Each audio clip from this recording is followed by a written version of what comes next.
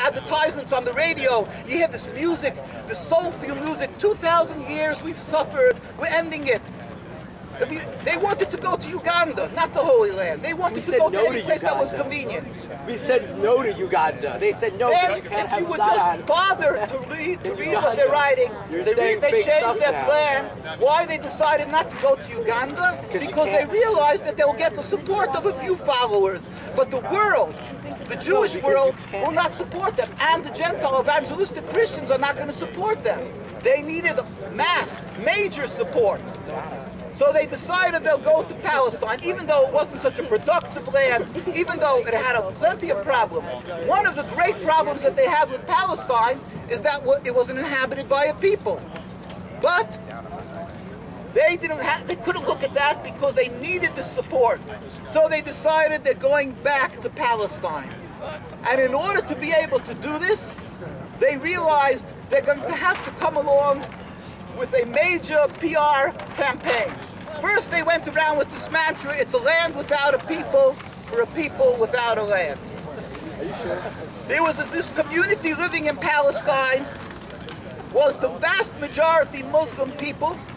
It was a very special religious Jewish community living there. You can ask questions afterwards, with God's help. And I'll try with God's help to answer you.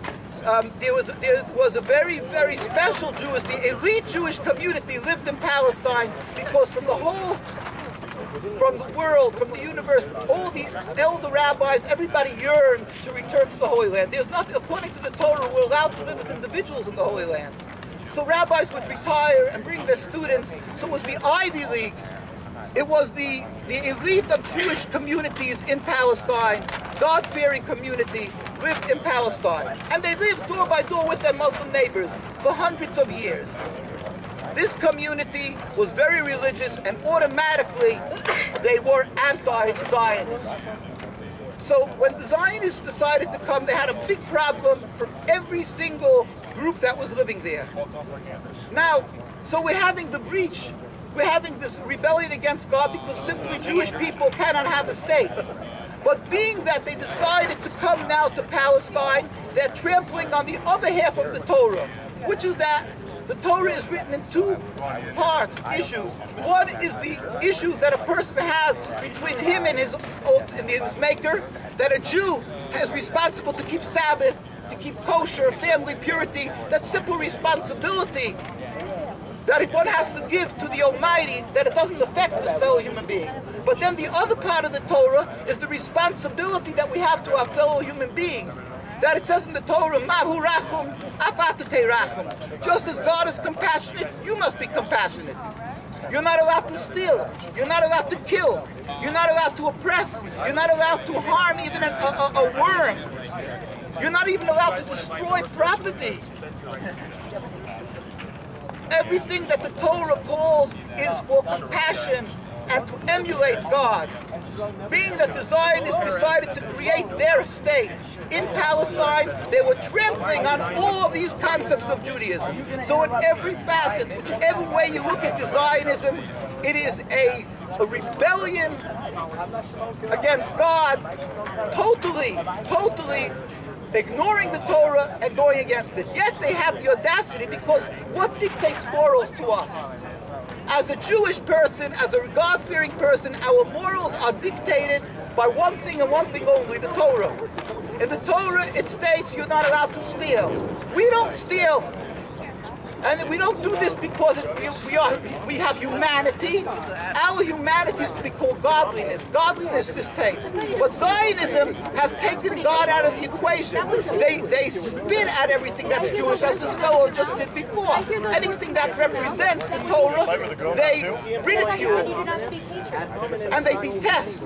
And therefore anything that stands in their way of succeeding to gain their end result of having a sovereignty, a Jewish state, a so-called Jewish state, they're ready to step on. They're ready to sacrifice on the altar of Zionism lives, both Jewish, both Gentile, both Muslim, both anything Christian, anything that stands in the way is an impediment of reaching the goal. They were ready to kill, to sacrifice. That is why you have over 60 years, and really it's over 100 years, of death and destruction in Palestine, both of the Palestinian Arab community, the Muslim community, and of the Jewish community.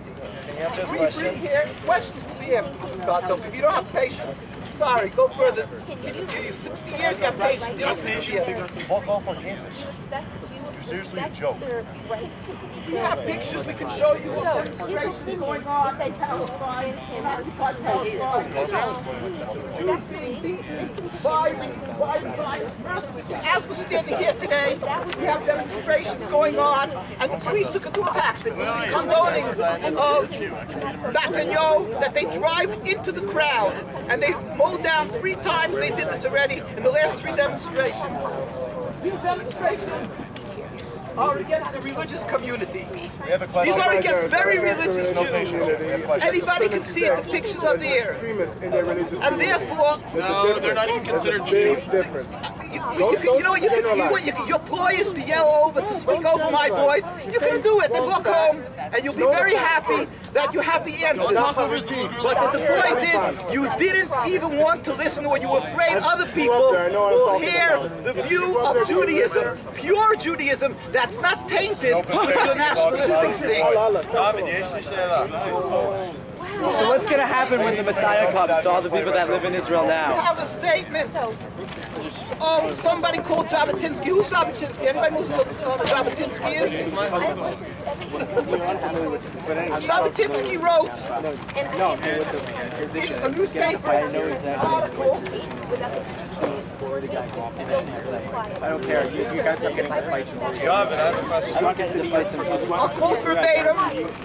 Jabotinsky stated, those Jews, in 1919 he's quoted this, those Jews who have on themselves the rust of exile.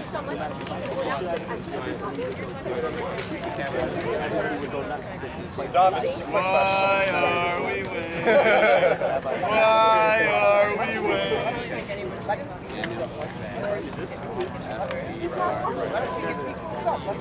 I just spoke with the other verse. But I know quite well It's terrible. You have to come prepared. So you have to look to be more tactical. Out, I totally understand it. Okay, but everyone sees. Okay, here we go. Zev Jabotinsky. Who was Zev Jabotinsky? I'm sure you know, one of the fathers of this movement of Zionism. And he wrote in 1919, not secretly, in a newspaper, Chadosh Haaretz. He wrote in the National Home, we will announce that those Jews who have on themselves the rust of Golos, the rust of exile, and they deny to shave off their beards and payas, this is called payas. The Jews who deny to shave off their beards and payas will be second-class citizens and will not have the right to vote. The leader of Zionism. But you may argue that Theodor Herzl is the leader of Zionism. Theodor Herzl wrote in his diary on page 14, the problem of anti-Semitism, a way to solve the problem of anti-Semitism is to speak to the head priest of Vienna to get an appointment with the Pope. What's he citing? What's he reading? To make the diary of Theodor Herzl. A way to solve the problem of anti-Semitism is to speak to the head priest of Vienna to get an appointment with the Pope, to make a mass conversion of all the Jews of Austria to Catholicism. It should be done on a Sunday, in the middle of the day, with music and pride, publicly. We are the last generation to hold on to the faith of our forefathers. We are the last generation to hold on to the faith of our forefathers. The conversion should be done in St. Stephen's Cathedral. Here, these are the ones that are waving the Star of David